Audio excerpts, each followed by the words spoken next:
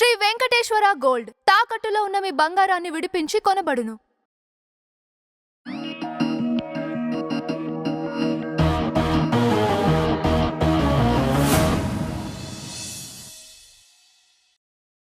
నమస్తే, welcome to our channel. ఈరోజు వచ్చేసి మన ముందు సినీ క్రిటిక్ దాసరి విజ్ఞాన్ గారు ఉన్నారు. ఆయనతో మనం మాట్లాడదాం. నమస్తే సార్. నమస్తే సార్, ఏంటి సార్ ఇది లావణ్య ఇష్యూ? గత సంవత్సరం నుంచి మధ్యలో ఆగిపోయింది అనుకుంటాం. దాని తర్వాత మళ్ళా హీట్ అవుతుంది, తర్వాత మళ్ళీ ఆగిపోతుంది, ఇప్పుడు మళ్ళీ హీట్ అవుతుంది. అసలు ఏంటి ఆమె అసలు ఆగిపోతుంది? సమాజానికి దూరంగా ఈ దరిద్రాన్ని పంపితే తప్ప మనం కూడా మాట్లాడుతూనే ఉంటాం. వాగి వాగి మాకే విసుకొచ్చింది, చెప్పి చెప్పి మానవరే దరిద్రం అయిపోయింది. అయినప్పటికీ కూడా అసలు ఈ ఎపిసోడ్ అసలు ఆగవు మాకు కూడా చిరాకలేసి కదా. ప్రతిసారి ఏదో ఒక కొత్త ఎపిసోడ్, కొత్త క్యారెక్టర్లు, ఆ కొత్త ఈసారి కూడా ఉన్నాయి కొత్త క్యారెక్టర్లు. మళ్ళీ లాస్ట్ ఆ కెవిన్ తోనే ఏదో అయింది అంతే. లాస్ట్ ఇంకా కొనసాగుద్దా లేదా అంటే హౌస్ ఓనర్ ఎంట్రీ, అతనిదో కొత్త క్యారెక్టర్. ఇప్పుడు చూడు ట్విస్ట్ ఏంటంటే, యాక్చువల్గా మనకు లాస్ట్ రీక్యాప్ మాట్లాడుకుంటే ఎక్కడ ఈ సీజన్ ఎండ్ అయిందంటే, ఆమె ఇంటికి వెళ్ళడం, ఆ ఇంటిని ఎవరికో అమ్మడం. అమ్మాలి, ఇప్పుడు నేను నీకు ఇంట్లో హ్యాండ్ ఓవర్ చేయాలంటే నేను చక్కగా ఖాళీ చేయించి ఈగా దోమ దులిపి నీకు తాళాలు ఇవ్వాలి. ఈగా దోమ దులపాలంటే దులిపినా కూడా మనిషి పోవట్లేదు కదా. కాబట్టి కొంచెం రచ్చ చేశారు. అయినప్పటికీ ఏదో రకంగా పంపడం జరిగింది. ఆ ఓనర్ హ్యాండ్ ఓవర్ చేసుకున్నాడు, తాళాలు వేసుకున్నాడు. అది ఎందుకు జరిగింది అంటే, యాక్చువల్లీ పేరెంట్స్ని పెట్టాడు కదా రాజుతరుణ్. వాళ్ళిద్దరూ కూర్చుంటే లేవలేరు, లేస్తే కూర్చోలేరు. పైగా ఆవిడకి అనారోగ్యం పాలై హాస్పిటల్లో చేరింది. ఈయన కూడా ఆవిడని చూసుకోవాల్సిన పని వచ్చింది. సో అక్కడ ఉండకపోయేసరికి ఓనర్ పాపం తాళం వేసుకున్నాడులే, 24 గంటలు ఉండలేరు కదా, ఏం పనులు వాళ్ళకు ఉంటాయి. ఏదో చిన్న పని ఉండి కొంచెం అటో ఇటో పోయాడు. ఈలోపు వెంటనే ఎగేసుకుంటూ వెళ్ళింది అనమాట లావణ్య, గబగబ ఇది నాది అని చెప్పేసి. సో ఇప్పుడు విషయం ఏంటంటే, తను హైకోర్టులో కేసు వేసాడు. ఆ కేసు మీరు చూస్తే కొన్ని విజువల్స్ ప్లే చేస్తా చూడండి. డైరెక్ట్గా బెంచ్ మీద ఉన్న జడ్జికే అసలు ఆశ్చర్యం అన్నమాట. ఈవిడ వచ్చింది, ఏమ్మా ఏంటి నీ కేసు? సార్ మా ఆయన నా ఇల్లు, నా వాకిలి, నా గొడ్డు, నా గోద అని ఈవిడ చెప్పుకుంటూ పోయింది. ఎవరు మీ ఆయన? నా పలానాయన మా ఆయన. ఏది ఆయన మీ ఆయన అన్నట్టు ప్రూఫ్ ఏంటి అంటే, మా ఆయన అంటే మా ఆయనే, దానికి ప్రూఫ్ ఏముంటుంది అనింది. నోరుమేయమన్నాడు. నెక్స్ట్ ఆ తర్వాత, ఈ కొంప నాది, నీది ఎట్లా అవుతుంది అంటే, మా ఆయనదైతే నాదే కదా, నాది. ఈ ఇల్లు నీదన్నట్టు ప్రూఫ్ ఉందా? లేదు. సో అమ్మ నీ భాగవతం అంతా మేము గత సంవత్సరాలుగా వింటూనే ఉన్నాము. అన్ని సామాజిక మాధ్యమాలలో నువ్వు ఒక వెలుగొందిన అద్భుతమైన నటీమణివి. మిమ్మల్ని చూస్తూనే ఉన్నాము తరచు. మహామహా బాహుబలిలు లేకపోతే పుష్పాలు కూడా అయిపోయిన తర్వాత కూడా ఓటీటీలోకి వస్తాయి, ఎప్పుడెప్పుడో టీవీలోకి వస్తాయి. కానీ యూట్యూబ్లో మాత్రం నీ చరిత్ర ఎప్పుడు అట్లాగే ఉంటుంది, ఉన్నంతకాలం ఉంటుంది. తనివి తీరా చూడాల్సినంత చూడొచ్చు, ఎప్పుడు ఇంత ఉంటుంది. సో ఈ అసలు విషయానికి వస్తే, మీరు ఇప్పుడు ఇల్లు కావాలి, ఇల్లు నాది అని ఏదో అంటున్నావు కదా, దానికి సంబంధించి సివిల్, అది నువ్వు సివిల్లో చూసుకో. ఆ అడ్వకేట్ని కూడా కొంచెం చివాట్లు పెట్టాడు. నెక్స్ట్, మేము డబ్బులు ఇచ్చామండి ఆయనకి అనింది. నువ్వు డబ్బులు ఇస్తే అది ఆర్థిక నేరం, దానికి సంబంధించి అది 420 చీటింగ్ కేసు ఇంకేదో నువ్వు అక్కడ పెట్టేసుకో.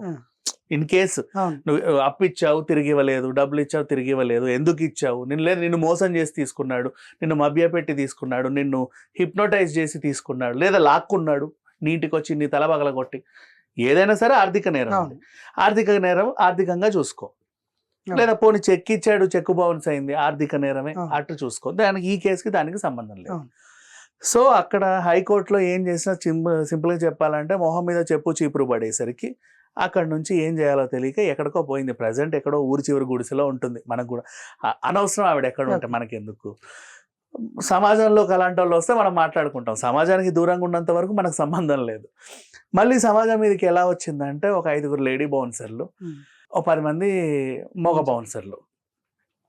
బౌన్సర్లు, లేడీ బౌన్సర్లను పట్టుకొని ఆ కమ్యూనిటీ మీదకి దండయాత్ర చేసింది. ఎందుకంటే ఆ కమ్యూనిటీ వాళ్ళందరూ కలిసే ఈవిడ్ని పెట్టావేలా సర్ది తరిమేశారు. సో మళ్ళీ అక్కడికి వెళ్ళి వాళ్ళకే ఫోన్లు చేసుకుంటూ కాళ్ళ వేళ్ళ మీద పడుతూ ఇక ఈవిడ నాటకాలు తెలిసిందే కదా, ఇవన్నీ చూపించుకుంటూ ఒక రకంగా మళ్ళీ ఇంటికి వెళ్ళే ప్రయత్నం చేస్తే మళ్ళీ తరిమి కొట్టారు. ప్రజెంట్ అయితే అక్కడ లేదులే. కాకపోతే ఏంటంటే, ఇక్కడ అసలు విషయం ఇప్పుడు ఈవిడ చరిత్ర మనకు అనవసరం. ఈ గొడవలన్నీ కూడా ఏమైనా చేసుకొని ఎవడి ఇష్టం వాడిది, సమాజంలో కొట్టుకున్న వాళ్ళు కొట్టుకున్నంత. అవును. కానీ ఇప్పుడు సమాజానికి బ్యాడ్ ఏంటంటే డ్రగ్స్. అవును. ఓకేనా, ఇప్పుడు వరలక్ష్మి టిఫిన్ సెంటర్కి సంబంధించి డ్రగ్స్ వ్యవహారం మనం చూసాం, వాళ్ళకి వీళ్ళకు ఉన్న లింకులు కూడా మనం చూసాం. అవును.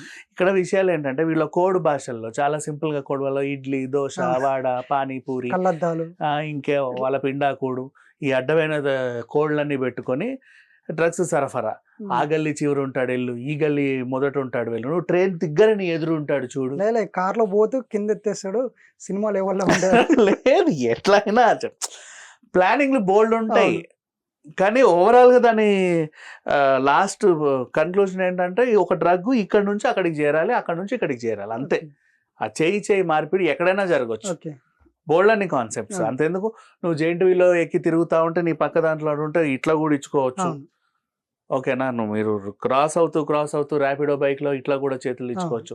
అనుకోకుండా సిగ్నల్ దగ్గర కలిసి ఇట్లా చేతులు మార్చుకోవచ్చు, నీ ఇష్టం. సూపర్ మార్కెట్ లో తిరుగుతూ కూడా ఆమె బుట్టలో పడేయచ్చు, వాట్ ఎవర్. Plannings different. అది ఈ ప్లానింగ్లు కూడా ఎక్కడ నేనేదో లోకల్లో చెప్పినట్టు చెప్పా, లోకల్ కాదు. ఇక్కడ నుంచి వైజాగ్, ఇక్కడ నుంచి బెంగళూరు, ఇక్కడ నుంచి ఎటెటో మొత్తం అన్ని కవర్ చేశారనమాట. ఇంత పెద్ద డ్రగ్స్ దందా నడుస్తా ఉంది. అండ్ షీఈ్ ఎ పెడ్లర్ అని ఆల్రెడీ తన నోటితో చెప్పిన వీడియోస్ ఉన్నాయి అండ్ ఆడియోస్ ఉన్నాయి. డైరెక్ట్ లైవ్ లోనే అప్పుడెప్పుడు సంవత్సరం క్రితం ఇది స్వప్న గారి ఇంటర్వ్యూ అనుకుంటా, ఏం చెప్పింది, ఆ పిల్లకి డ్రగ్స్ అలవాటు ఈవెన్ నువ్వే చేసావంట కదా. నేను చేయకముందు నుంచే ఆవిడకి డ్రగ్స్ అలవాటు ఉందని బహిరంగంగా ఒప్పుకుంది. నేను చేయకముందు నుంచే అంటే దాని అర్థం ఏంటి, నేను చేశానని కదా. ఆ తర్వాత అయినా ఇట్లాంటివి ఉన్నా కూడా అరెస్ట్ కాల. ఎందుకు అరెస్ట్ కాలేదయ్యా అనుకుంటేనేమో ఆవిడకి కొన్ని లాఠీ అండదండలు ఉన్నాయి. ఆ లాఠీ అండదండలు ఎందుకు ఉన్నాయా అని చెప్పి దాని మీద కొంచెం సీరియస్గా వెళ్తే ఒక ట్రాన్స్ఫర్ జరిగింది. అయినప్పటికీ కూడా ఆవిడకి ఇంకా కొన్ని సహాయ సహకారాలు అందుతున్నాయి అని ఒక వార్త. బట్ ఎంతవరకు మనకు తెలియనప్పుడు కన్క్లూజన్ మనం చేయలేము. బట్ ఈవెన్ దో ఇప్పటివరకు అయితే అరెస్ట్ అయితే కాలేదు. బట్ సమాజంలో మాత్రం ఈ డ్రగ్స్ రాకెట్ తిరుగుతానే ఉంది. అన్నిటికీ మూలం లావణ్య, బహిరంగ అందరికి తెలిసిన లావణ్య. అండ్ ఇంకోటి, ఈవిడకి తెలిసిన తర్వాత మిగతా డ్రగ్ పెడ్లర్లు ఈవిడ దగ్గర రావడం స్టార్ట్ చేశారు. ఇప్పుడు ఈవిడ ఏంటి, మాఫియా కింగ్, సౌత్ లో మాఫియా క్వీన్. ఎందుకు చెప్పు, అమ్మ మేము ఇట్టిట్టిట్ట ముసుకేసుకుని అమ్మితేనే ఎక్కడెక్కడి నుంచో పట్టుకొని దొరికి మమ్మల్ని లోపలేస్తున్నారు. నువ్వు ఇంత బహిరంగంగా చెప్పిన నిన్ను ఎందుకు ఎవడు అరెస్ట్ చేయట్లేదు, ఇది కదా సత్తా అంటే. ఈవిడే మా నాయకురాలు అని చెప్పి డ్రగ్స్ రానింగ్ చేసేసారు. ఈవిడ డ్రగ్స్ నాయకురాలు ఈవిడ. ఇప్పుడు వీళ్ళందరికీ అరెస్ట్ చేయట్లేదు కదా. అవును, మరి బహిరంగ చెప్పినా కూడా ఏ డ్రగ్స్ ఇదిగో చూడు అన్నా కూడా ఆయనకి అరెస్ట్ కావట్లా. చూడు, మిగతా వాళ్ళని ఏంటి, మేము కాదండి అని చెప్తే తీసుకెళ్లి బలవంతంగా కూర్చోబెట్టి బ్లడ్ శాంపిల్ తీసి దాన్ని హాస్పిటల్ ల్యాబ్కు పంపి వాళ్ళు ఏదో చెప్పి అవునండి పాజిటివ్ అంటే పాజిటివ్, నెగిటివ్ అంటే నెగిటివ్, అప్పుడు డిక్లేర్ చేసి వీళ్ళని బాధితులా పెడ్లరా లోపలేస్తున్నారు. అటా అయితే ఇట. ఈవిడ బహిరంగంగా నేను తీసుకుంటున్నాను మహాప్రభ అని చెప్పి ఒళ్ళంతే అగోరి రాసుకున్నట్టు డ్రగ్స్ని విభూది రాసుకొని తిరిగినా కూడా ఎవరు కనీసం టచ్ కూడా చేయట్లా. సో అందుకని ఈవిడ ఏంటి, ఇప్పుడు డ్రగ్స్ సామ్రాజ్యానికి మకుటం లేని మహారాణి అనమాట. అసలు ఓ గంగూబాయి కతియావాడి తర్వాత ఈవిడ చరిత్రను కూడా నెక్స్ట్ చెప్పుకోవాలి. ఓ పూలందేవి తర్వాత నిజమే, ఎగ్జాక్ట్లీ, బికాస్ చెప్పుకోవాలి. మరి ఇదొక కొత్త చరిత్ర. నెక్స్ట్ సినిమా కూడా తీయొచ్చు సంజయ్ లీలా బన్సాలి ఈవిడ పైన. అది ఎంత చెప్పుకున్నా చరిత్ర ఒడవదు. ఈవిడ బతికున్నంత కాలం ఈవిడ చరిత్ర కూడా బతికే ఉంటది, ఈవిడ డ్రగ్స్ కూడా బతికే ఉంటాయి. ఒకప్పుడు ఇవే పలానా ఉండే అని చెప్పేసి మళ్ళీ చరిత్ర చెప్పుకోవాలి ఖచ్చితంగా. ఓకే, థ్యాంక్ యూ అండి.